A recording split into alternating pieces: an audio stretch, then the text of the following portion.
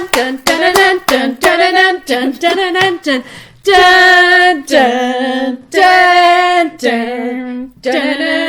my god, we have to wait a whole year. I know. I'm so offended. All right. Anyway, welcome to Wine Time.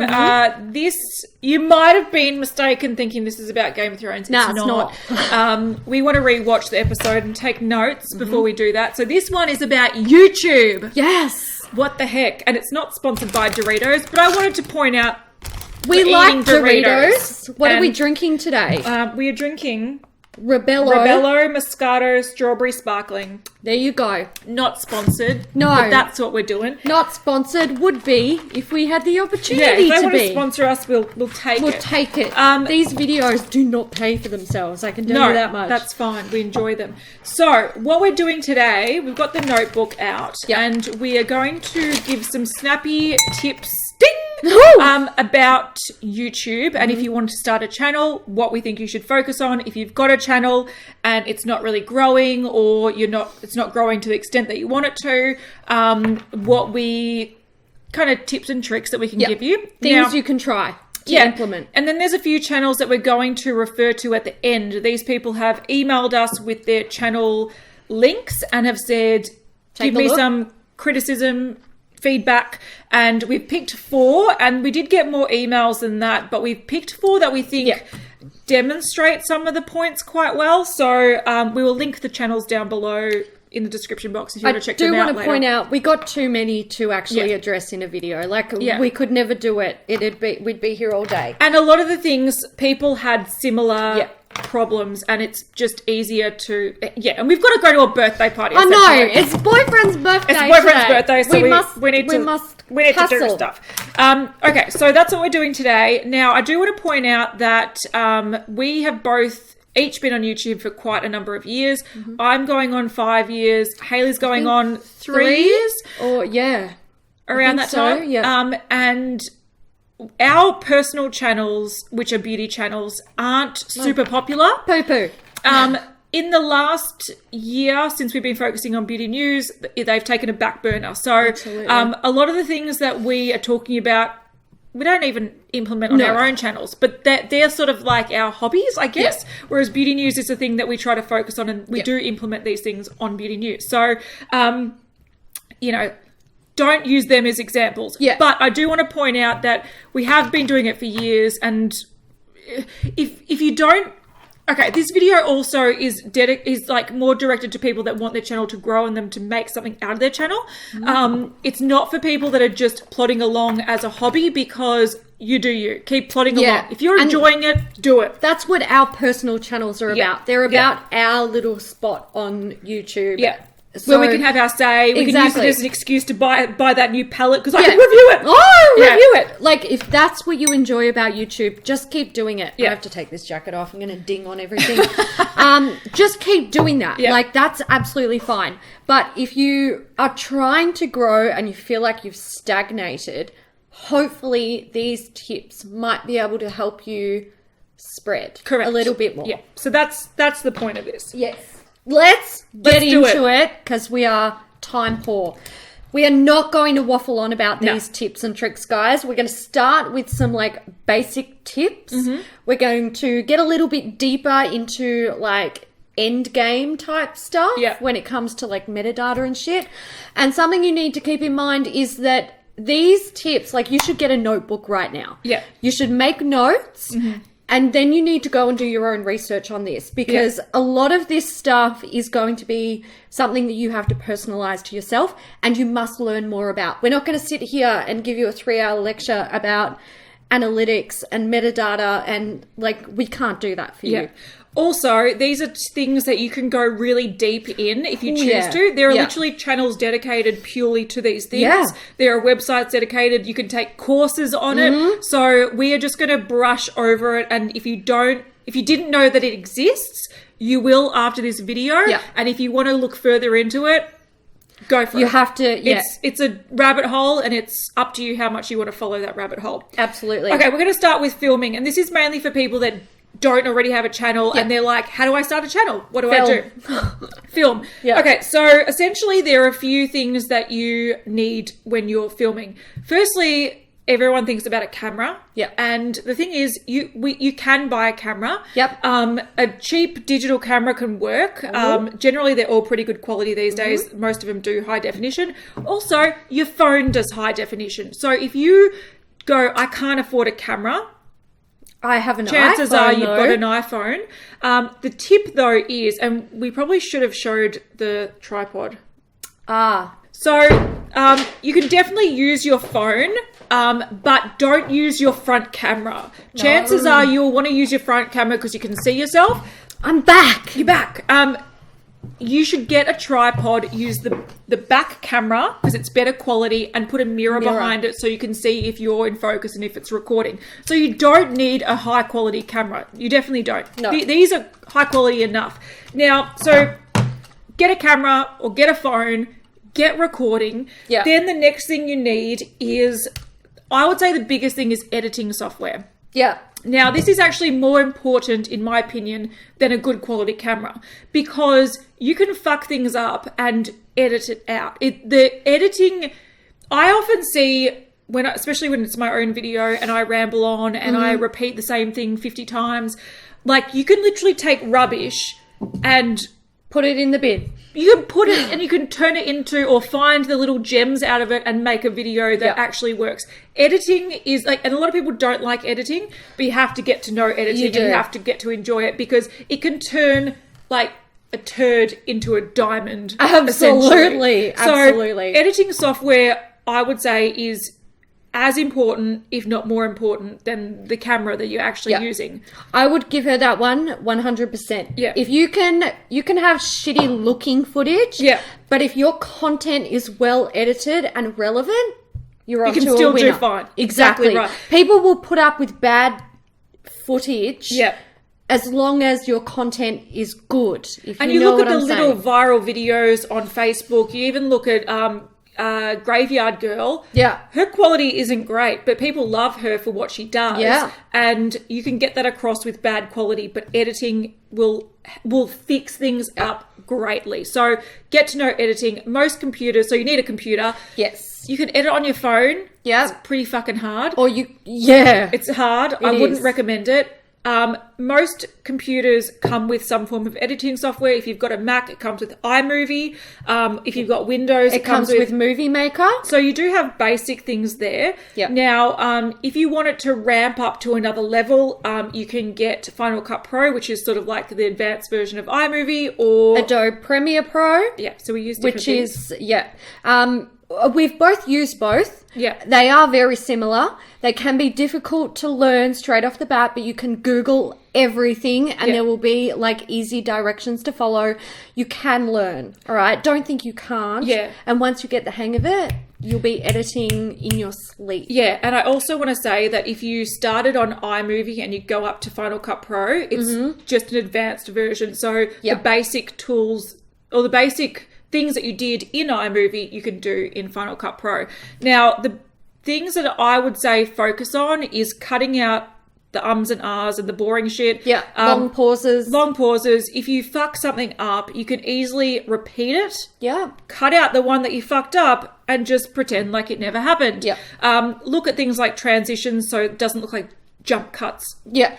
All over the place. All over the place. And we might put some examples in here, like jump cuts bad jump cuts versus nice swift smooth transitions. Yeah. Try and keep your transitions short too. Don't make them like 1 or 2 seconds long, because it's gonna slow down the visuals of your video. And again, you want to try and maintain people's engagement.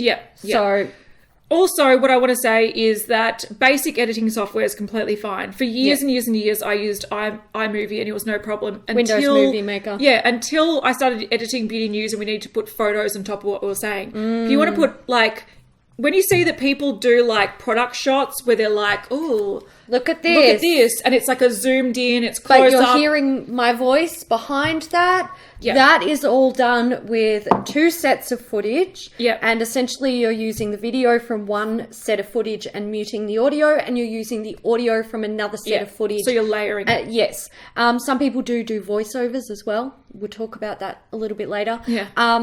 But also when you watch an episode of Beauty News and we have photos over our chatting, that is all multi-layer work, and you could only do that with the more advanced stuff. iMovie and Windows Movie Maker, if you put a photo in, it's got to be silent in between there. Yeah, because it almost cuts the video to insert the footage or the photo, and it doesn't maintain. I know in Windows Movie Maker there is a way around that. However, it's extremely complicated, ridiculous. You're better off just getting the proper software. Yeah. So to start off, it's easy, but if you want to start getting to the complicated thing with like layered videos and audios and stuff, you need the more advanced software. And I would probably put more money into software than a camera at the start, because good editing can save a video. Absolutely. So camera/phone, editing software, and a computer. And then also, I reckon a tripod is mandatory.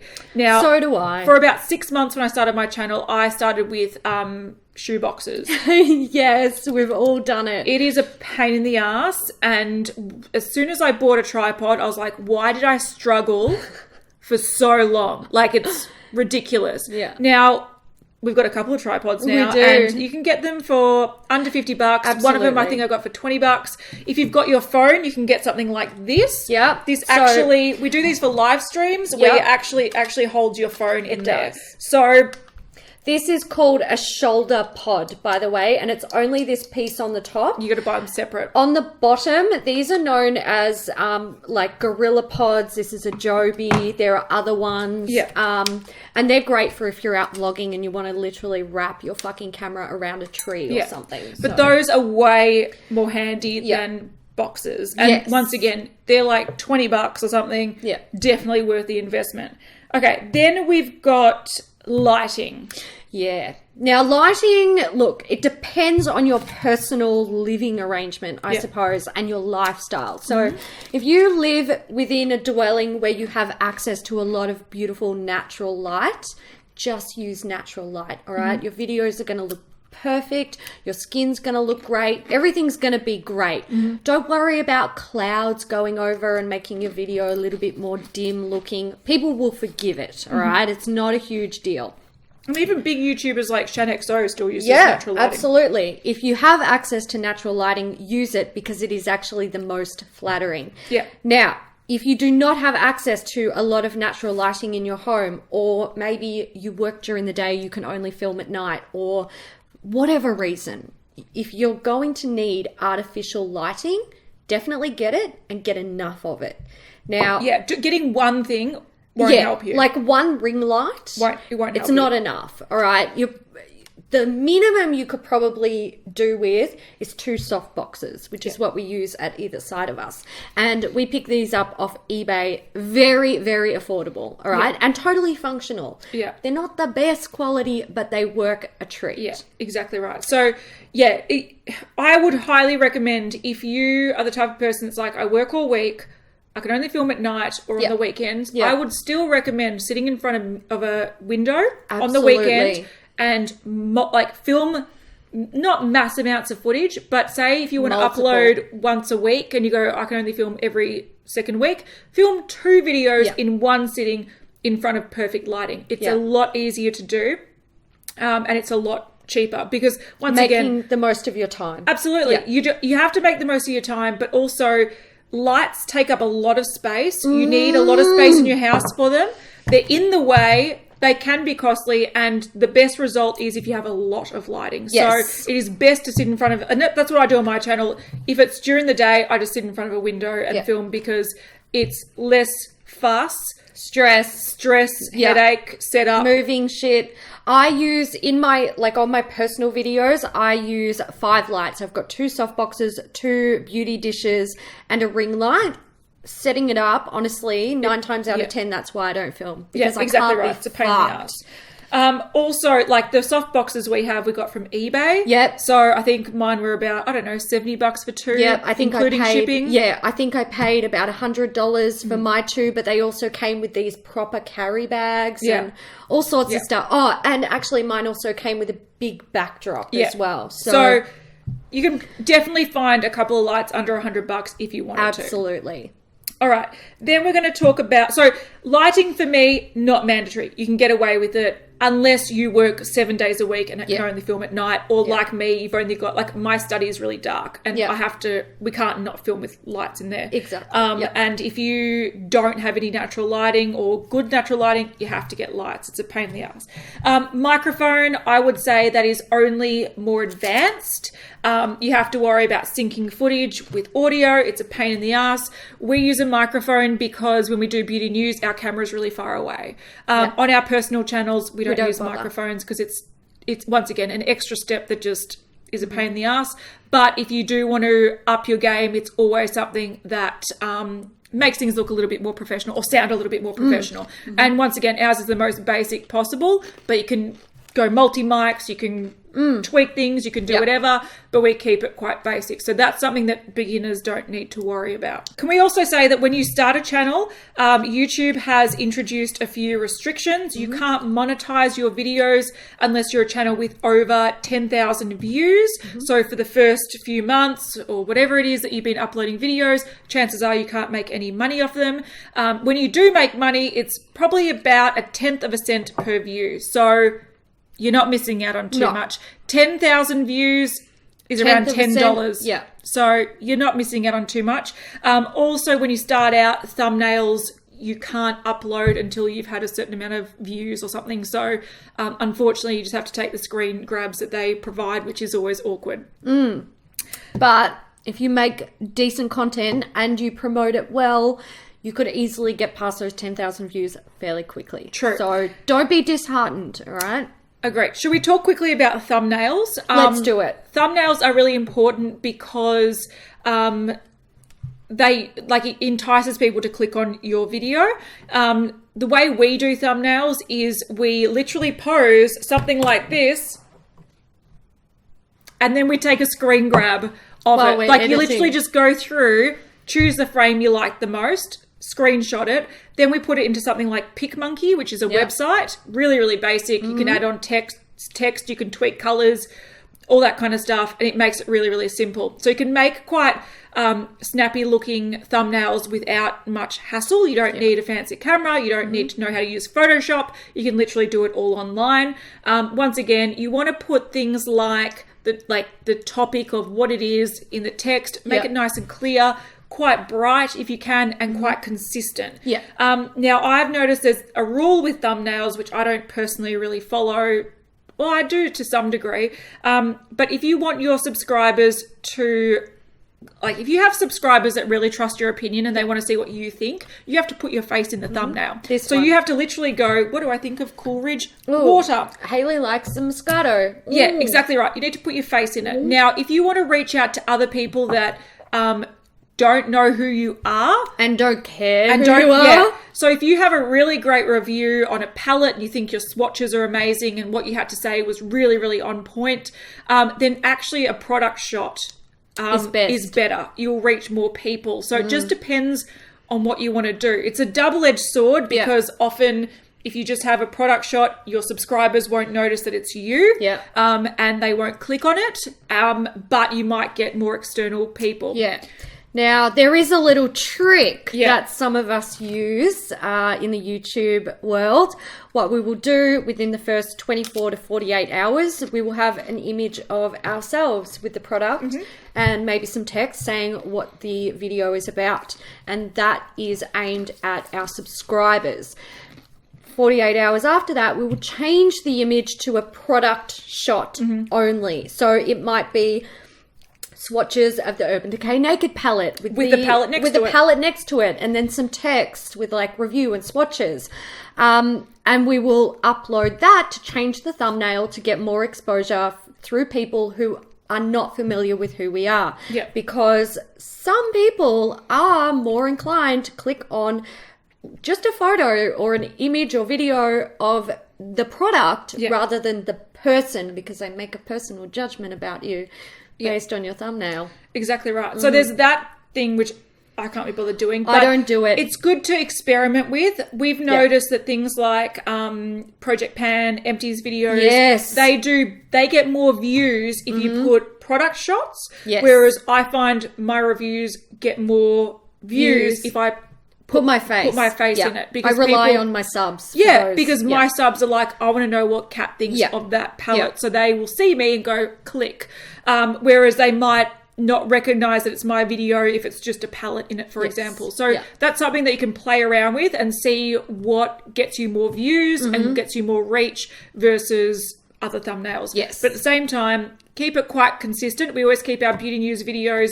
the thumbnails always look the same, and so do the makeup breakup, because we want people to instantly recognize what it is in their subscription feed, which can have hundreds and hundreds of videos in it. Yes. If you are taking notes right now, I want you to write down consistency, consistency, consistency, because it comes up a lot. All right. So it's very important. You have to understand what it means. Yeah. And you have to do it. Because it's almost like a personal branding as well. It is. Once people know what your videos look like, if you then change it up, they will forget about you.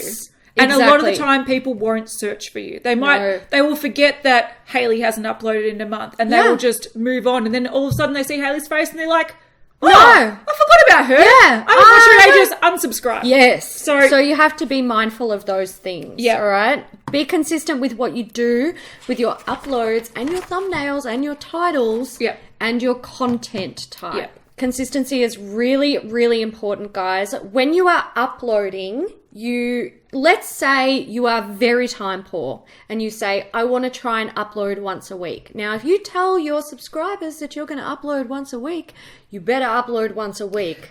I would also just chime in and say, I think if you want to have a successful YouTube channel that grows, minimum once a week. Yeah, minimum. I would agree with that. Yeah. Now, if you are going to upload twice a week, but you don't know when you'll be able to upload, maybe you're... me. Yeah, you can't actually choose specific days like Beauty News does, but you're a bit more like Kat and I with our personal channels. You might just say, I upload twice a week, look out for more videos. Yeah. When you are choosing how often you're going to upload, you can't make excuses, all right? If you are busy... just say to yourself once a week, all right? Yeah. Once a week or twice a week. Or I know every Sunday I can sit down and film 3 videos that are going to get me through 1.5 weeks, all right? So 2 videos a week. You can do that, all right? Know what you can do. Yeah. And maintain it and stick to it, because if you are not consistent, you will literally watch your channels die right. And I have seen a lot of people that have built up, and we're going to get to some of these with examples as well. But I've seen channels of friends of mine who have started, who are going good guns, are busy for some reason, whether it's uni or work or whatever, and then they don't make it a priority, and all of a sudden they're like, shit, you're at 10,000, I'm at 500. Now I don't want to continue because I'm disheartened. Yeah. It sucks. And the one difference was consistency. Yeah. And like I said, if you're doing this just as a hobby and for fun, you don't care about subscribers or views, it doesn't matter. It's irrelevant. Do whatever you want to do. Yeah. But it is not hard to say, okay, my goal is to upload once a week, which means that every second week I need to sit down and film 2 videos at a time. Yeah. It requires planning. Yes. Often I will sit down and do empties and favorites at the same time. I will do a review and something else at the same time. I always film in lots of 2 generally because I don't have the time to film for my own channel twice a week. It just doesn't happen. So you have to plan it in advance. You need to really stick to it. If you, on Beauty News, we say what time we're going to upload and we stick to it. Yes. If you can't do that, don't say offer a time. Don't do it. But if you do create a time, it's a good way for people to know exactly when your content's going to be up. If we haven't uploaded Beauty News, there's only been one time where it didn't automatically publish. And it was up a few hours late and we're getting messages going, where's Beauty News? Where's Beauty News? Where's Beauty News? That's when you know people rely on it. They are waiting for you. Yeah. And if you miss that day, they are, going to be disappointed. If you made a promise and broke it, they're going to it's an instant loss of trust, which they are developing with you because they watch you. That's the whole point of YouTube, is that people trust your opinion and they come back to you because they consider you almost like a friend. Correct. Or even as close as a family member when they really, really relate to you. So it's really important to be consistent, and if you make promises, you've got to fucking keep them. Yeah, exactly. Yeah. Now, I think what we should go on to really quickly is it was Melissa Gold asked about in a comment on a past video about when is like a good time to upload. Now, this is an interesting thing, and I actually heard someone say this in a really kind of good way.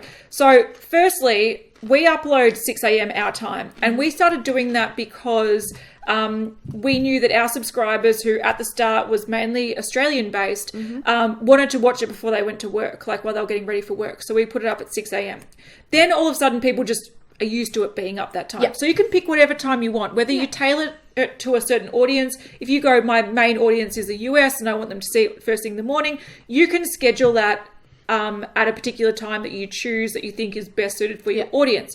Now, people will adapt to it. So a lot of people know our content as being nighttime content. They have it with a glass of wine. Because now our channel, our demographic has grown. Yeah, now, it's changed. Yeah. I think when it comes to picking a time, you can choose it for whatever reason you want. But at the same time, what you need to note is that your audience will see it in their subscription box, and they will see it for like days. Yeah. So if they want to find you, and if they don't watch YouTube every day or every hour or whatever, they can find you. It's not a problem when you upload. Now, the more important thing about getting people to watch your videos is metadata, and we'll be talking about that soon. So the time you upload doesn't matter, but if you want to be consistent and promise a certain time, stick to it. Yes, that is very important. Yeah. Okay, I'm going to go back and say, when it comes to ideas of topics of what your channel is or what your videos are going to be about. Now, the thing is that specific niche channels and videos do best because they're more unique. And that's what Beauty News is. Beauty News and the Makeup Breaker. Yeah. So our channel is different. It's kind of like unique ideas or executed in unique ways. And we started with an idea, and we've kind of been very consistent with it. So our vision for our channel was very obvious at the start, and we've stuck to it. Now, when you look at our own channels, they're more like general beauty channels. There's generally it's reviews, favorites, decluttering, project pans, empties, vlogs. We do a little bit of everything beauty related. Yeah. Now the thing is, and this is where I think it's really important, you have to think about what you're interested in, and if you can make it more niche, you'll do better as a channel. Because there are hundreds and hundreds of thousands there's millions of channels out there, but if you look at beauty, for example. And if we look at small beauty channels, which is probably our biggest demographic right now that we're talking to, you guys are fucking, like, you're doing it hard. There's so much competition. There is so much competition. Yeah. So if you're going to just create a basic channel where you talk about favorites, reviews, get ready with me, tutorials, blah, blah, blah, look, that's fine. Absolutely. But you're not going to get to Shan XO level or Jaclyn Hill because they did those before they were cool, if that makes sense. Exactly. So we've missed the boat. Yes, the boat has sailed, unfortunately. Yeah. Unless you've got something else to offer, you aren't going to make a big deal out of your channel. Now, that doesn't mean that that's not where you can start, because I always say to people that uploading is more important than coming up with a concept. So the more videos you have up, the more chances you are to get practice on filming and editing, figuring out what you like, what your audience likes from you, what your niche may be. Yeah, finding out when the best time to upload is with your analytics. It's all that kind of stuff. There's so much to learn. The most important thing is, if you want to create a YouTube channel, just start creating it. Yeah. Don't think about it. Yeah. Like, you can think about it later. Yeah. If you know I'm into gaming and I think I want to start a YouTube channel, but I don't know where to start, shut up. Shut up. Just start. Just do it. Stop it. Yeah. Stop thinking. Just try it. Just start. And you will eventually find what suits you and find your niche, and you can go from there. Yes. So you can either do two things. If you've got a really clear decision, like a really clear path, you can start a really niche channel, or you can start as a more general channel and tailor it. Yeah. Or once again, like us, have a basic channel, and then create a second channel that's more niche. Yes. Whatever. But you will get there eventually. But if you don't have anything different to offer, it won't grow. No. It's just... And sometimes that different thing can simply be your personality. Yep. But... Or your skills. You must start. You must start uploading, and you must find the thing that people are interested in. Like, people might be like, oh my God, your fucking eyeshadow looks are always amazing. Yep. You might be like, well, I might try and do some more like targeted eyeshadow looks on singular palettes. Or people might be like, oh my God, fucking your skin is amazing. So you might go into like skincare stuff. Like, you have to start uploading, even if you don't know what your actual like goal is going to be. And you can totally be a beauty channel that does like a little bit of lifestyle, a little bit of this, little bit of that. But if you have like one niche where you fucking excel and you're like top of your game, you can still do that. Yeah. You can have top of your game and then all the little things around it that make you happy and like, exactly, you know. But also, like, you just need to set yourself apart. So for example, if you love makeup but you're not very good at doing makeup, instead of just being like, I'm going to fumble my way through favorites and reviews and stuff and not know what I'm talking about. You're about to get a really good idea from this girl, all right? So I did think about this one. Whoever takes this up, do it. So if you're like a noob with makeup, but you buy a lot of makeup and you love makeup, one thing that you could always do as like, and this is just an example of a twist on a beauty channel, is you can then recreate bigger YouTubers looks in your kind of like, I don't fucking know what I'm doing. Let's see how this goes. You could be like Nikki Tutorials. Here's a small clip of her being like, cut crease wing liner with glitter and this. And you're like, I'm going to do it. You know, and that in itself is beauty channel, but it's a more targeted, unique thing. And people can relate more to that than just, oh, isn't this beautiful? I bought a new candle. Like, oh, good night. Fucking yawn town. Yeah, so exactly. You have to have some twist on things, and sometimes it takes time to get there. Yes. What you need to be doing is uploading, creating content, thinking about things that you do well, and also keeping an eye out for things that you could potentially just twist a little bit. Yeah. And suddenly you have a fucking niche that people are like, wow, I've never seen this before. Like people using kitchen tools to apply their makeup. Like, I don't know who came up with that. Like, it's not for everyone. No. But there's a market for it. Apparently there's a market for it. Can I also say, though, the way that I came up with Beauty News was that I found something that I wanted to watch, but wasn't around. Yeah. So I took the concept of something like, I watched ETC show, which, like, I'm not a 12-year-old boy, but I watch ETC show. No, but I love it. But, like, people talking about current events. Yeah. Two people just chatting about it, and I'm with like, their own personalities. and I'm like, I like that format, but I want them to talk about makeup. And can I find that? No. So I'll create it. So it's very important to create things that you want to see. If you're going, well, I'll do this video, but it's boring as fuck, and I won't even watch it, don't film it. Yeah. Like, essentially, don't film it. And the same thing came from the makeup breakup. Yeah. We had an item and it just like twigged. Okay, well, we're not going to use it, so let's test out a theory. We can't find that theory anywhere answered, so let's answer it. Yeah. And that's what it comes down to, is you have to find your niche, and it's often about what you want to watch yourself that isn't there. And if you can fill that gap, you're onto a winner. Absolutely. If you look up Favorites July. Oh my God, every man and their goat is doing favorites. Look, like, doesn't mean favorites. You can't do it, but it means that... And actually, favorites are quite popular videos as well as empties and Project Pan. But if you can find a niche that no one else does, you're on to a winner, my And if you don't find that, it's going to stagnate. Yeah. Unfortunately. Always be looking for your niche. Yeah. And it might take you a while. Look, it took Beauty News a long time. It took me 4 years to come up with Beauty News. Or exactly. 3 years. Like, so, honestly, guys, don't be disheartened. Sometimes it's just not the right time. Yeah. Let the fucking it'll happen when it's meant to happen. Yeah. The last thing I want to talk about with channel ideas, though, is try to keep it a little bit. You can start out quite broad, but don't have it too broad. Yeah. And what I mean by that is if you want to talk about cooking and lifestyle and clothing and beauty, that's fine. Because it all fits into lifestyle. But if you start talking about movie reviews, gaming things, tutorials, vlogs, travel vlogs, singing, reactions to this. Yeah. What is that?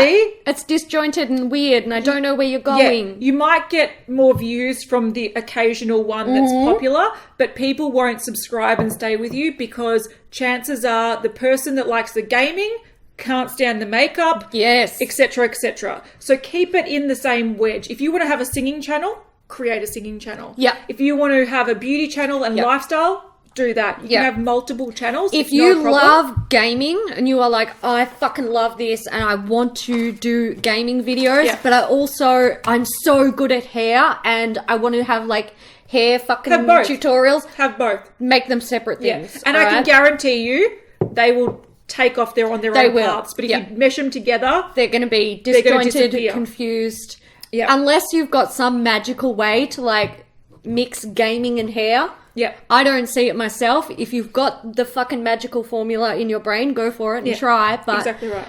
If you need to not disjoint things by bringing weird stuff together. Correct. Right. I also want to tap just really quickly, music. You can put music in your videos. To start off with, I recommend just using the YouTube library because you won't get in trouble with copyright and flagged for copyright breaches. It's woeful and you hate it. No, but just don't do just it. Safety first. Yeah, it's best to just get generic, boring music and be safe because otherwise, your channel can be taken down. So don't mess with that. Yeah, be very careful. We're getting into a big topic, but we want to cover it really quickly if possible. Yeah, we need to.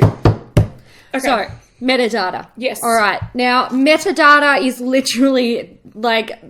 Besides uploading content, it is the most important thing your channel can possibly have, all right? Metadata includes your title, your description box, and your tags, okay? You must utilize all of these. They're very, very important. Yeah. You have to use keywords in all 3 sections. So let's say we're doing a Moscato review. I'm not going to say Moscato review. I'm going to say Rebello Moscato Strawberry Sparkling Moscato review. Yeah. All right. So we're talking about the name of the product and what the video is about. You're then going to put that same stuff in the description box, but you're going to change it up a little bit. Yeah. You don't want it to be a direct copy of your title. You want it to be like, in today's video, I'm reviewing a new and exciting Moscato from Rebello featuring, it's the strawberry sparkling with fucking blah, blah, blah, blah, blah. Blah. And then in your tags, you're going to be like, Moscato review. Wine review. Yeah, wine review. Rebello Moscato Strawberry Sparkling. Yeah. Pink Moscato. Pink Moscato. Australian wine. Yeah. Use your metadata wisely and carefully. You need to use keywords. Now, a keyword for a Moscato review is not going to be black leather jacket. Yeah. Because it's fucking irrelevant. Tanned skin beauty. Oh, no. But when it's like tanned skin and beauty as a tag, worse. like no. Even worse. You can... There's a lot of channels I see do this. They'll be like... We'll come to it though, because we've got an example. Okay. So essentially what metadata is, it's a way to tell YouTube and Google what your video is about. Because no one's watching it to be like, oh, that's a Jeffree Star review.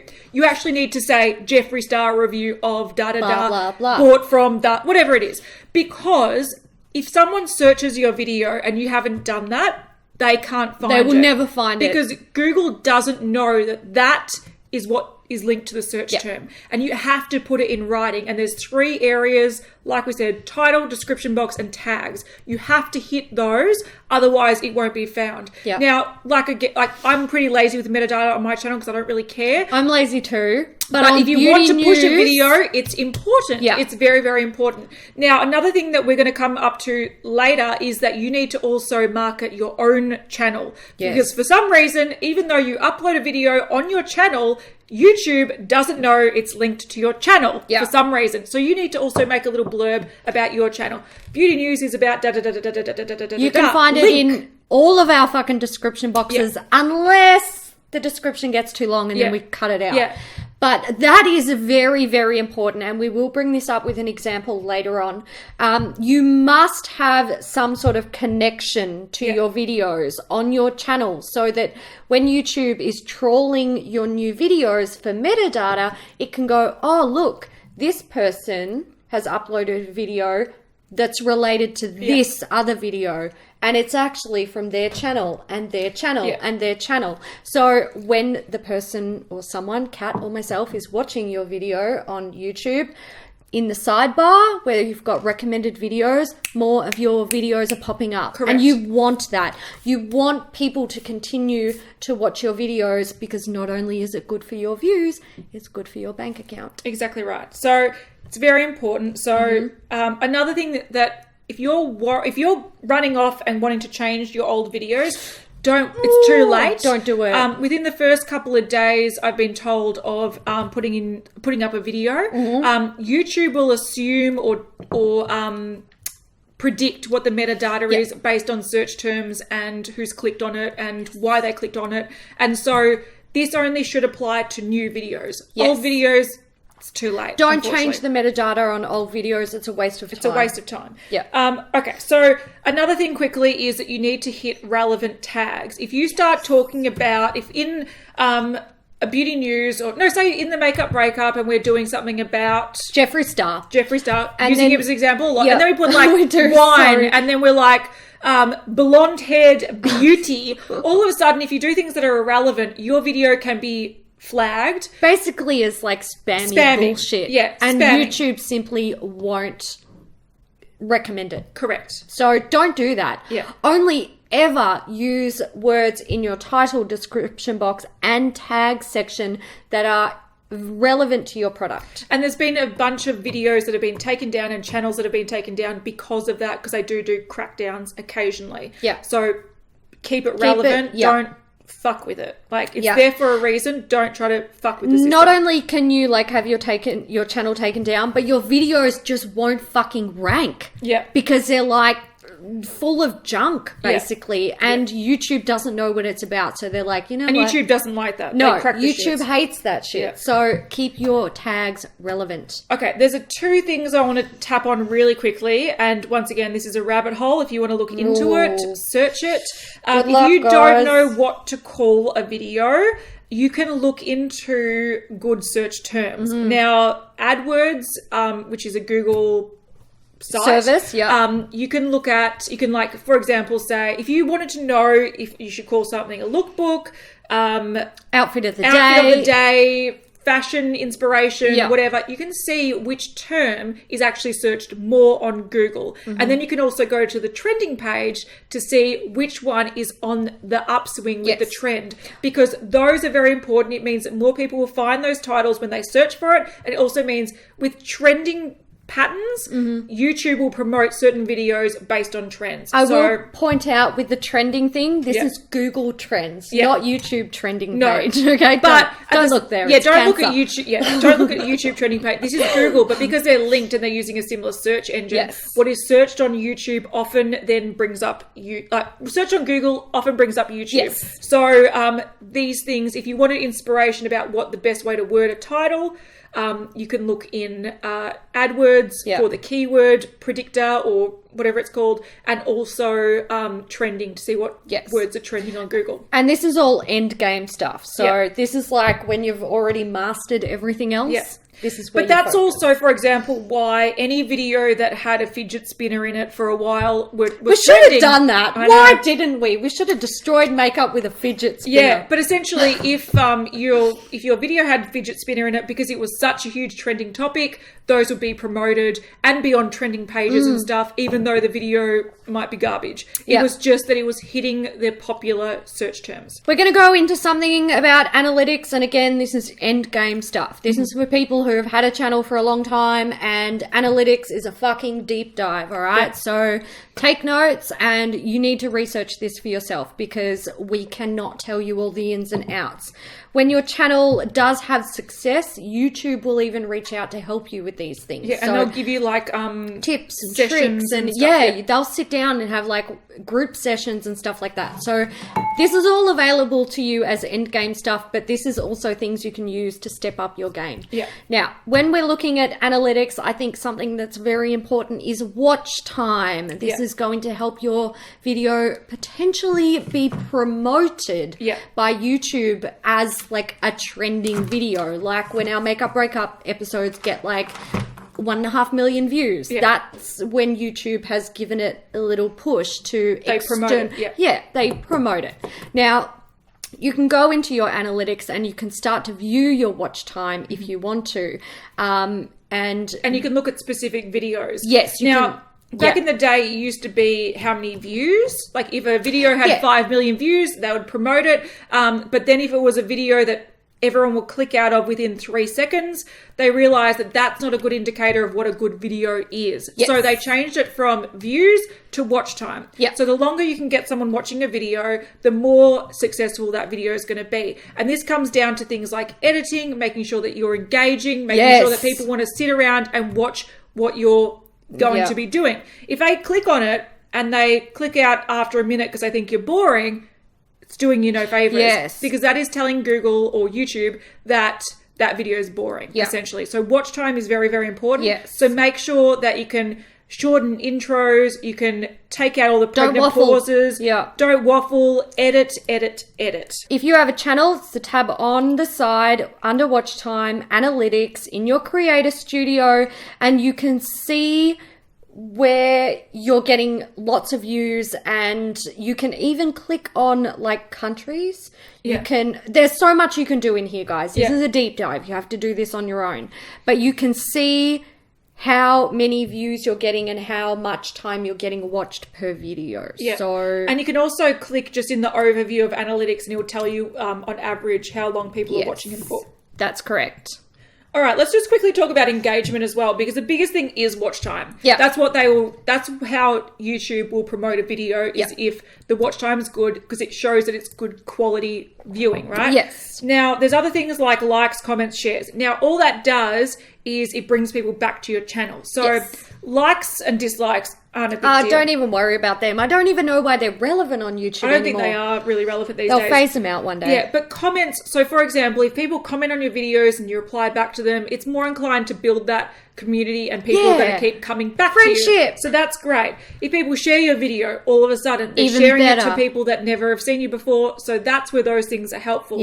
And subscribers, once again, it's helpful, but at the same time, it doesn't make or break a video. It's about the views and how long someone's watching it for, whether or not it will get promoted to other people. So engagement's important, but a lot of people that are thinking, I need to tell people to subscribe, watch, share, like, click the bell for notifications. Jump through hoops. It really doesn't, it does build a community. It does. But at the same time, it doesn't build a successful channel. No. It's just a small element of it that's not really that. Sometimes it reminds people, like, if you enjoyed this, subscribe. Okay, I did. I will. But it's not like, it's not the be all and end all. No. All right. Last thing I want to talk about before we give examples of channels that, we're going to go through a few people's channels and we're going to say kind of things that are doing well and also kind of areas they can improve in.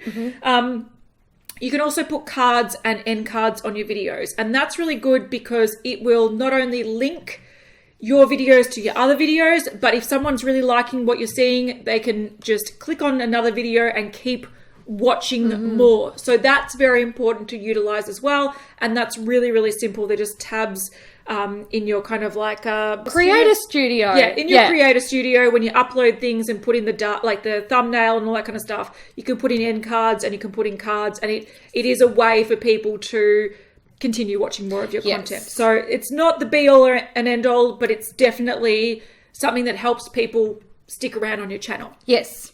All right, let's go on to, last thing we want to talk about is that if you want to know how roughly your channel is going, Social Blade is a great website. Yeah. It will tell you how many views you're getting a day. It can show you the live subscriber count. You can compare your channel to other channels. You can get predictions on if your channel is progressing the same way as it currently is, where you'll be in a year's time, 3 years time, 5 years time, and it's really helpful in that regard. So if you want to I always look at our Social Blade stats all the time. So if you really want to look at how a channel's doing and you kind of go, oh, that person's done really well and I really like that video, and it's really recent, you can look back at it if it peaked their views, if it peaked their subs, you can do all that kind of stuff. Last thing I want to point out is your stats are delayed by like 24 hours and your earnings are delayed by like 48 hours. So often what you're looking at in your analytics is not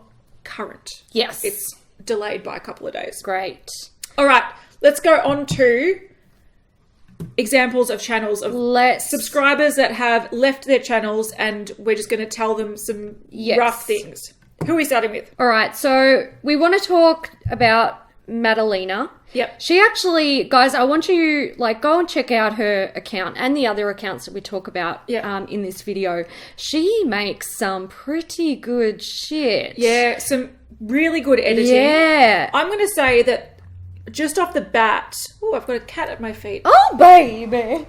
Anyway, the things that I've noticed is that she's really good at frequent uploads. Yes. So she's uploading twice a week consistently, and that is fucking amazing. Yep. Well done. Go, you good thing. She's also got a variety of content, but it's all, once again, in the same sort of category. She has a niche. You can feel it, even by looking at her. Shit, yeah. Her theme is there. Oh, yeah. And the thing is that this is not your typical beauty channel because it's got an alternative edge. Yeah. And it looks really fucking impressive. Yeah. All the thumbnails are spot on from the get-go. They're all consistent. You know, if you subscribe to her and you see one of these pop up, you know it's from her channel. Like, it's spot on. Yes. I watched her ASOS try-on haul / lookbook. Editing's amazing. The editing, girl. Amazing. Fucking, we need to hire you. Yeah, amazing. So she's got a consistent theme. She's uploading consistently. The thumbnails are clear, but you know what you're getting. Yeah. And it's all within the same kind of realm of like lifestyle, but she's got a niche automatically because she's going to a particular genre of look, which is very... It's not like, here's the thing, it's not the most popular thing, but the most popular thing is boring. So you have to stick to your niche. So she's got a niche. She's all over it. Yep. You're doing really well. Your metadata is good. The only thing I would suggest to you is to have just like 2 or 3 lines in every single description box of every single video. You can set it as like a preset for every time you upload a video. This will always be in your description box. Just be like, hi, welcome to my channel. I'm Madalena. So I do blah, blah, blah. Yeah. But it's got to be the same in every single video, because what it does is it helps to link all of your videos to your channel. All right. And this is going to go for anyone. And you actually have to put the link to your channel in there. Yes. It sounds ridiculous, I know. But you have to do it. I know it sounds stupid. I know you would think that YouTube would already do it automatically. It doesn't. It needs your help. All right. So definitely do that. Can I just say also that other things that I've noticed, because she does have, like, at the moment, she's got around 200 subscribers. Yep. And you've been doing it for only a few months now. Now, it fucking takes time. Patience. Man. It takes time. Fucking patience. It takes time. Now, you are hitting everything you need to do. Mm-hmm. You just got to it takes time. Yes. Like Beauty News, we were doing it for a year pretty much before we came onto a concept that kind of like made us grow. Yeah. And before that, we had our own channels that we've been working on for ages. It takes time. Just be patient and be consistent. don't let the fact that it's not growing deter you, because that's where people fuck up. And I'm looking at your Social Blade, and it is growing. So your subs are not growing rapidly every day, but you can't expect that at this point. You've been uploading for 3 months. Your content is good. Your metadata is almost on point. Your thumbnails are great. It's consistent. We know who you are just by looking at your channel, and we can't even, you would never miss it. We would know who you are by seeing your thumbnail. Yeah. You're doing everything right. The only thing you're missing is a very small, repeated description in every single book, every single video. And time. But you've got to be patient. Yeah. Can I also say that because you are in such a niche, I know that you've got Facebook and you've got Instagram, but utilize them to the maximum. So, for example, if you have a certain alternative niche and you're into that kind of fashion, join groups, join forums, make friends, make connections, collab with people, do what you can, because sharing audiences is always helpful. Yes. Also, if you're on Instagram, hashtag the fuck out of everything, tag brands, try to get regrammed, that kind of stuff brings then people back to your channel. So you can always maximize those things and it will trickle down to your channel. But you just need to keep doing it. Can I just say, for someone with 201 subscribers and you've been uploading for 3 months quite consistently, well done. Your intro video has 179 views. All right. That is very good for your current subscriber base. Because that means people are actually interested in who you are. Another thing to look at are your most popular videos and even run with that. I can see that your clothing, you have a alternative clothing try-on haul, quite popular. That's somewhere where you could niche yourself even more within your niche. So, but girl, you're doing a good job. Just keep going. You'll be fine. Keep going. Don't give up. Don't lose heart. Give yourself at least 2 years of the hard grind before you come back and be like, girls, help me. Help me. Yeah, exactly right. Because you'll be fine. You will. Can we then go on to this? And this is a weird example because we got an email from Tanya, who has had a channel for a long time, stopped making videos, and asked us to have a look at her channel, and she's not sure if she wants to start it up again. I'm just going to say, your channel is fine. You do the metadata, you have good fashion things, you have a lot of views, you've got a lot of subscribers. You got more subscribers than Hailey. You do. Calm the fuck down. The problem with your videos are you stopped doing them. And that's the biggest problem. And you didn't do them consistently. Yeah. We had a look. This year you've done 4. Last year you did 7. And then the year before that you did 7. Yeah. You need to do at least 1 to 2 a week. And if you can't maintain that, you will never get anywhere. And that's a shame. That's a sad thing about this. You started before I did. You could be way bigger than what I am. You are bigger than what Hailey is. In the last 4, I started 4 years ago, probably just over 4 years ago. I've had over 500 videos. Yeah. You need to churn out the content to get anyone to come and watch you. And we had a look at your stats as well on Social Blade. You definitely peaked when you were uploading consistently. Yeah. When you stopped, so did your subscribers. And that's the biggest problem with this industry is all of a sudden people need to be in the routine of seeing you and wanting to see you. If you disappear for a month, if you disappear for 2 months, if you disappear for whatever, people end up going, oh, I forgot about you and my life is fine without you. Unsubscribe. They need to be like, I can count on you. I know you're going to be there. I know that if you go on holidays for a week, you'll have vlogs or you'll have something going as a backup. Because I want to know what's going on in your life. And all of a sudden, when I realize you're gone and I haven't missed you, they're out. Yeah. So that is an example. You can always start again. You've got a decent subscriber base. You'll find a lot of them will bail. Yeah.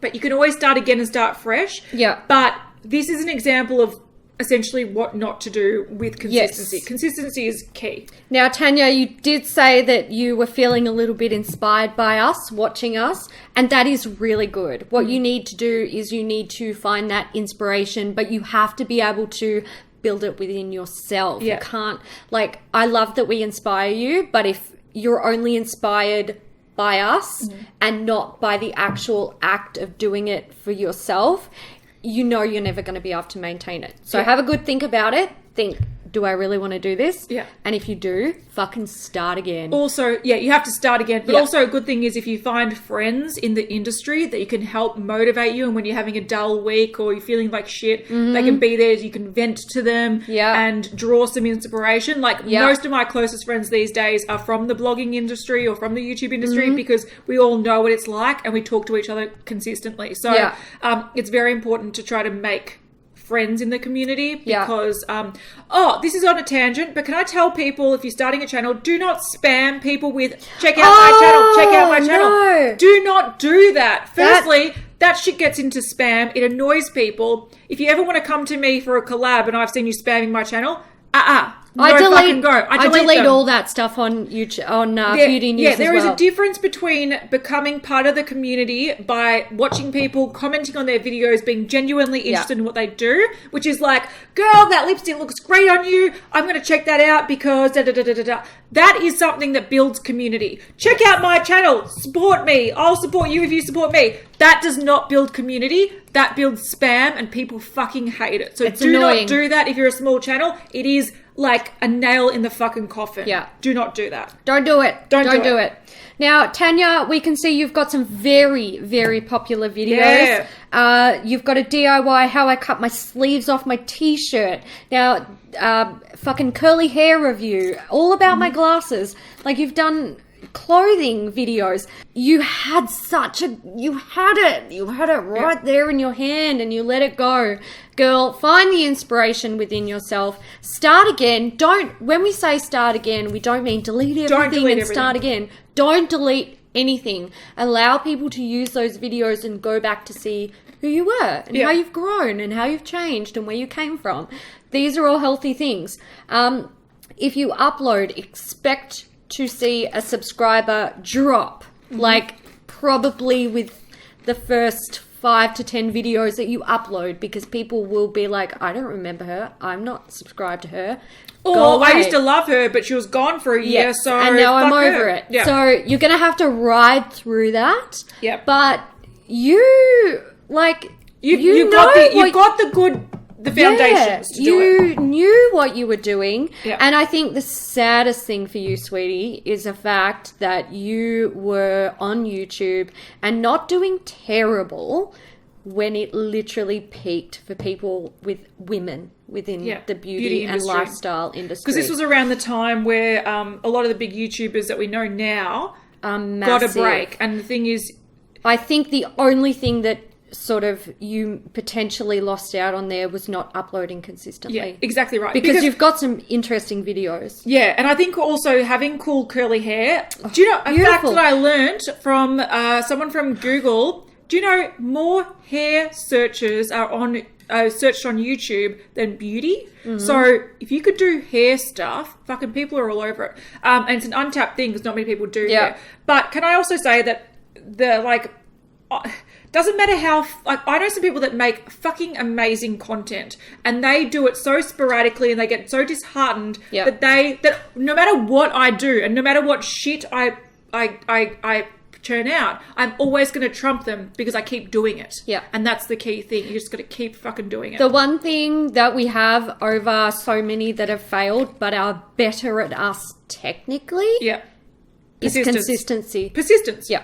All right, the next one we've got. We're talking about Sarah, who has only been doing it for was it 8 months? I believe so. So Sassy Life Story, 130 subscribers, been doing it for 8 months, uploading consistently, which is great, doing a variety of stuff, which once again is great. I still think book reviews and makeup don't often go hand in hand. Personally, if I was following you, I would skip the book reviews. It's just I wouldn't watch them because they don't interest me. I feel like the niche or the connection, it's too far apart. I agree. Yeah. I agree.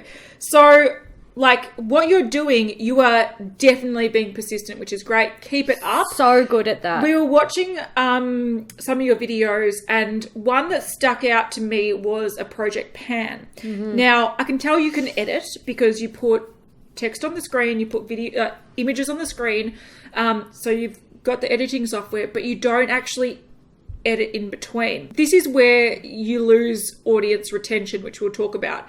Essentially, if you talk and you don't cut out the pregnant pauses and the little boring bits, you lose people's attention and they click off because they look at a video and they're like, it's half an hour long and it's not engaging me the whole consistently. time. Yeah. So you need to learn to, and I've said this and I'll keep saying it, if there's like a pause for like a second or two where we're not talking, I cut it out because it's dead space and it loses people's attention. Unless you are visually doing something where Kat and I are like, that is... Cut that shit out. See, that was fine, but because otherwise I would have cut that pause out. Absolutely. It's got to go. Yeah. Unless there is a very distinct visual representation of why there is a silence. Yeah. As in, like, we're making a face about a thing. Gotta go. It's got to go. It's got to go. Also, in that Project Pan, you were doing things like marking and weighing. On camera. And the thing with that is prepare it beforehand. Do it beforehand. To make it flow a lot quicker. Because for me personally, it got to a point where I'm like, oh, now she's marking it. And you've got to wait. And I actually would close the screen. I would. I wouldn't thumbs down it. I wouldn't comment anything nasty, but I'd click out because you've lost my interest. Mark things before, prep things before. Weigh things before. Look, if you want to weigh stuff on camera, like if you're like, no, I really want to do this on camera so people see I'm being honest, set up your camera and weigh shit beforehand and have that secondary footage and take a photo. Put that footage or that photo over while you're talking, your original footage. Yeah. So try and cut out anything that is irrelevant or silent for no particular reason, and try to layer your footage so that if you really do have to show people, like if you want to put a torch behind a product to show them where it sits, I know a lot of project planners do that. Do it, but do it with like secondary footage. It's got to be your B-roll, which goes over your A-roll while you're talking. Yeah, it just makes it flow a lot better and it keeps people's attention. It does. But otherwise, thumbnails are clear. Like you seem like a nice person. Yeah. I warm to you. I think you're doing really well. I think you hit on some good stuff like empties and declutters and all that kind of good stuff. Yep. But I'm going to tell you something, and it's a problem. Like, not to scare you, but it's a problem. I went to search your channel, I could not find it. Yep. So you are doing sort of metadata, like Ipsy bag, or Ipsy box, whatever the fuck it is. It's not enough. But you need to do your own metadata for your own channel. In the tags, in the description, you need to say Sassy Life Story, Life Story. Because when I searched YouTube and I even searched via channel, I couldn't find your channel, which is a big problem. So work on metadata, work on cutting footage with editing, but otherwise you'll be fine. Like you'll be no problem. What I would recommend to you is going, like when I go to your channel and I take a look at your about section, it says that you are a channel with things from my life, may include blah, blah, blah, blah, blah. Now, what you want that to say is, hi, I'm X and I create videos based on this and this and this. You want to take that with a link to your channel and you want to put it in every single video that you upload. Yep. It is going to link your videos to your channel. It's going to allow YouTube to have a link. It's like a tether. I'm just going to have a look at something. But yes, keep going. Yes, so you need to do that. You need to somehow get your channel out there, and that means putting your channel name, Sassy Life Story, pretty much everywhere in your videos. Also, I want to say you do playlists, which are good. Great. You can do settings in playlists where there's certain words and it automatically adds it to playlists. So whenever we say makeup breakup, it gets added to the makeup breakup thing. You can also put those playlists in your metadata, in your description of your channel, and really reinforce that all these things are linked. And if someone searches that term, comes back to me and my videos. So I would say, metadata, snappy editing, but otherwise everything's fine. You're doing good. Sounds like, we're giving you suggestions, but everything else is fine. Yeah. Good personality, and good also content. another thing, like with every single channel, patience, right? Honestly, it's a hard slog. Don't expect anything that we tell you in this video to like fucking boost you like that. And I want to point out as well, audience retention. How do we get to audience retention? Okay. Because this is something that I think it's really important to look at, and it will show you parts of your video where people start clicking out. Yeah. And it could be they speed through the video, and that is still a bad thing because watch time is extremely important for your videos being recommended. Yeah. So what you would do is you would go onto YouTube and you would click on your login image to the right and you go to Creator Studio. Under Analytics, you want to go to Audience Retention, and you'll see a video here where it starts out 100% because that's when people are clicking into the video, and it drops significantly. Yeah. And that is because our intros are boring as fuck. And we're trying to fix it. People think it looks like an infomercial, but essentially what people are doing here at this dip, and then you can see it starts to like pick up again. People are scratching through the video basically to find where something's happening because they don't want to hear us talk. Yeah. And that's fine. We get it. So if you're seeing anything happening here at the start of the video or in the middle of the video or wherever, you need to pay attention to what people are going, what's making people click out and how to fix that. Yeah. So it's a really interesting tool to have. And you might find on some of your videos, if you have a look at audience retention and you just go through the videos, you might be able to see where people are clicking out and where you are essentially damaging your channel. Yeah. I hate to say it like that because it sounds mean, but that's losing people's attention is a much better way of saying it. Thank you. No worries. But otherwise, I think you've got heaps of potential. Yeah. I would say get into niches like decluttering community, project planning community. They're really big, and they're really they're always on lookout for more people. So it's a good one to get into. Yeah. And there's some of your quite popular while videos. You're doing that, while you're maintaining the momentum, try and think outside of the box. It doesn't have to be really far outside. It's just got to be a tiny little twist on something that you can potentially maintain on a regular basis that may give you a like super duper niche. Yeah. Like as in you're the only person doing it and other people love it. Yeah. All right. Then the last one we're going to talk about. Yes. This is Beauty Talk with Sam. And this channel is owned by Samantha. And Samantha's been doing this for some time. So this is more of your typical thing. You've been doing it for a while. You're consistently doing it, which she is. Yes. Thumbnails are super clear. It's got the text on there. She knows how to do all that kind of stuff. Yep. She's also been dabbling into metadata. So she's definitely done her research. Yes.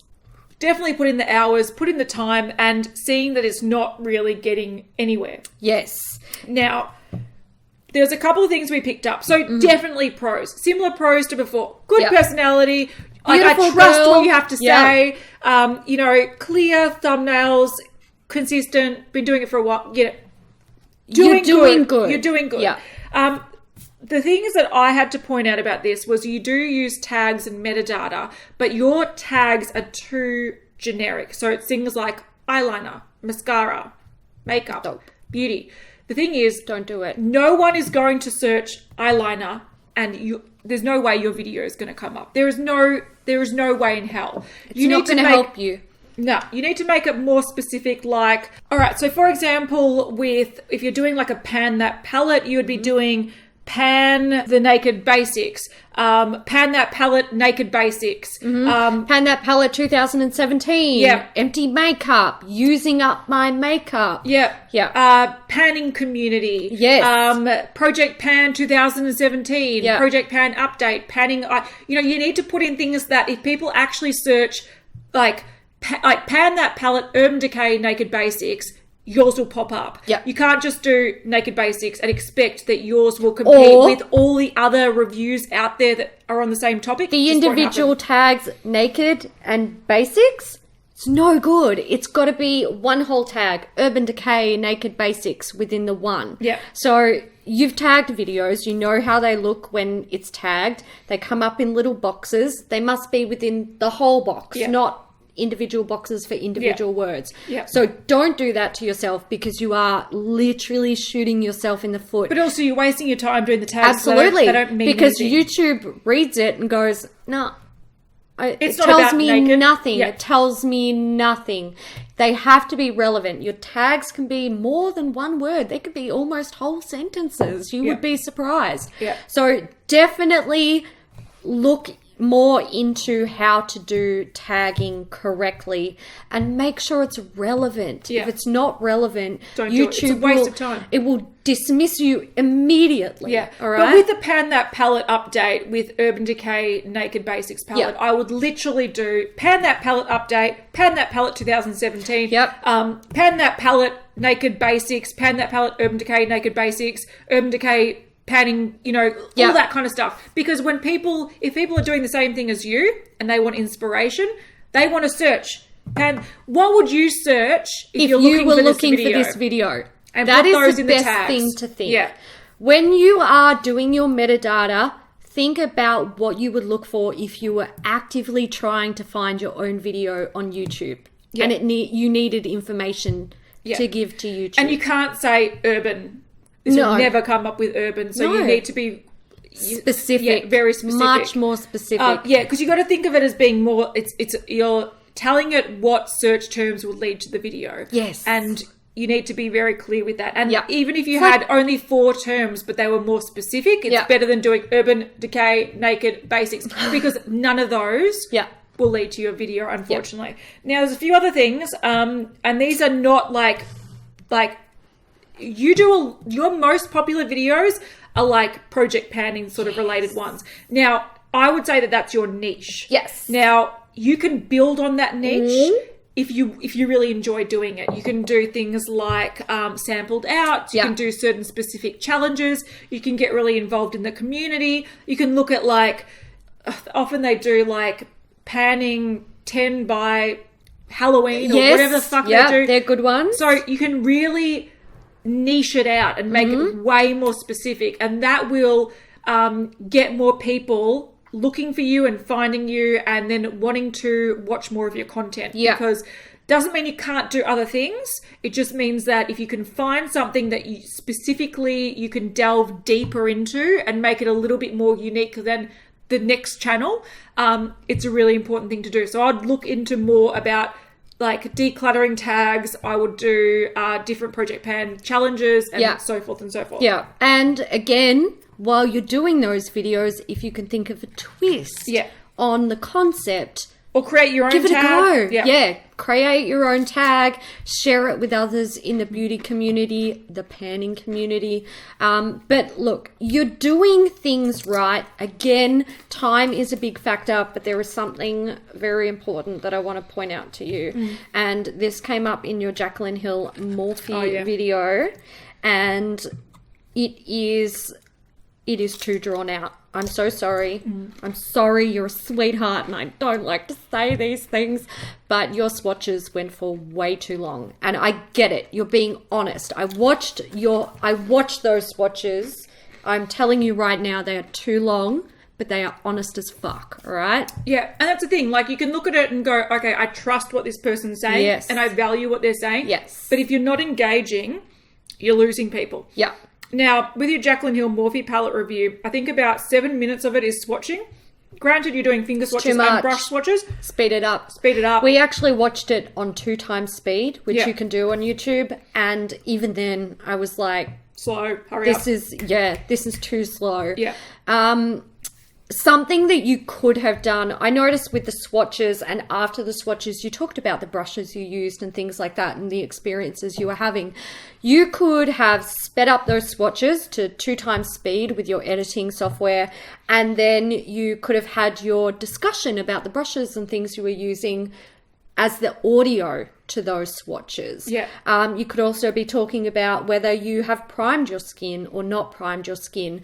You could talk about specific issues with specific eyeshadow shades in that palette while you're doing those swatches. Can I also say, like, if you don't want to distract people from the swatches, what I do with my swatch videos is I actually cut every finger swatch is a new cut of video. The time it takes to go swatch another one and go back onto the skin, I cut that out. You need to make it really, really, really instant.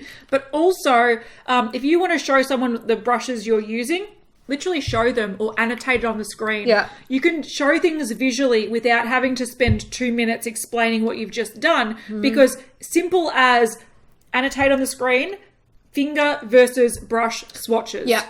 And it literally tells people what you're doing without you having to go, oh, by the way, those were brush swatches and finger swatches, and the brushes I used were this, this, and this, and this. And you lose... You lose people, unfortunately. And we've both learnt this the hard way with our own channels. So these are things that we noticed that are things that, or mistakes that we used to make. So these are little ways to like clean up your video, make it more streamlined, shorten the time. A lot of people will not watch a 30-minute video unless they fucking love you. Yeah. And trust me. And even then they probably won't watch it. Because that's like, we do long videos best. Yeah. Like that's our niche. But also, true. But also with that kind of video, I reckon with the right editing and the right planning, that could have been a 15-minute video. Absolutely. And it could have got 10 times the amount of views. Absolutely. If not 100 times the amount of views. So you are shooting yourself in the foot by...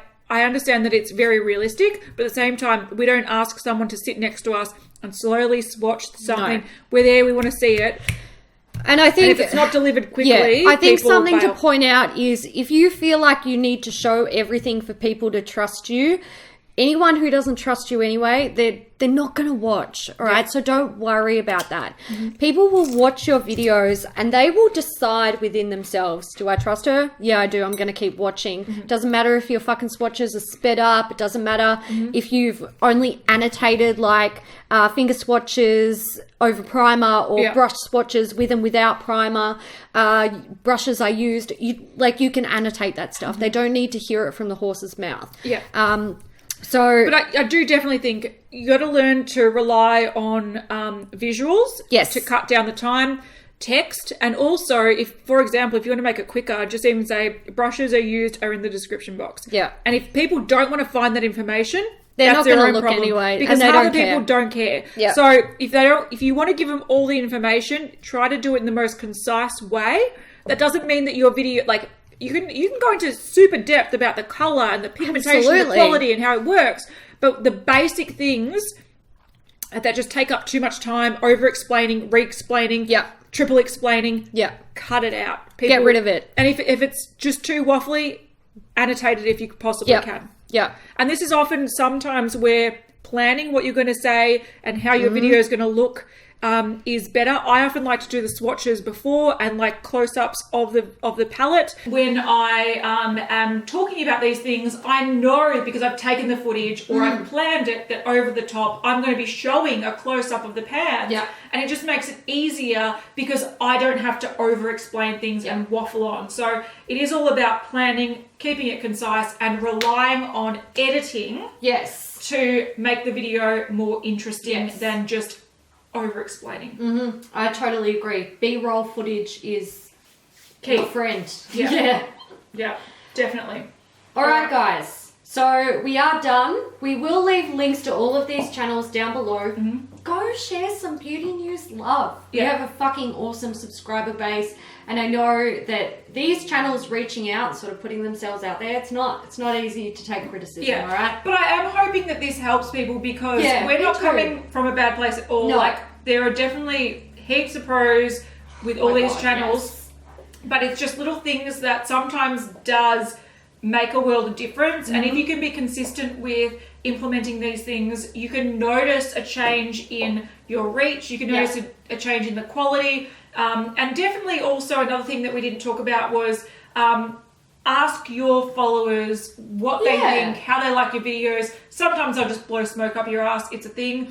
But definitely treating things as a conversation. What do you guys think about this? Leave comments down below. Video.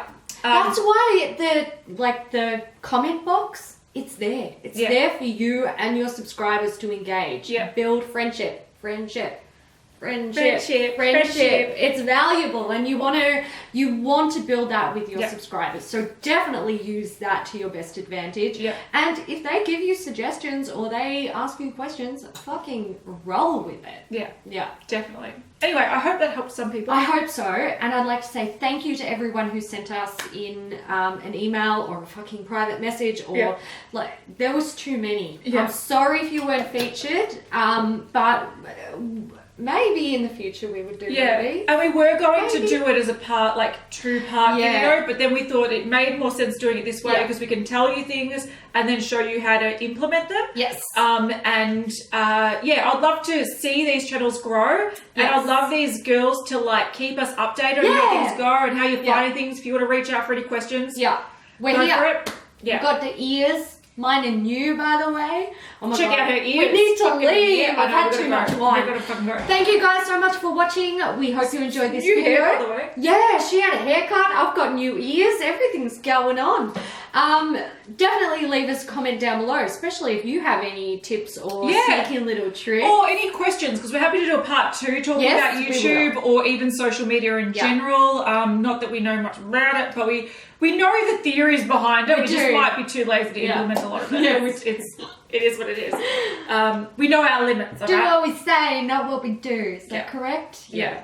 Alright guys, we're gonna love you and leave you and go spend some time with the boyfriend. Yeah, my boyfriend. Her boyfriend. I just call him that because I'm a weirdo. No, but that's what I call him. So in our household, we've got the baby, the cat, the boyfriend, Yeah, and the dumbles. And the dundles, the dumbles, the other one. Yeah, the reject. The other one. Alright guys, thanks so much for watching. Bye.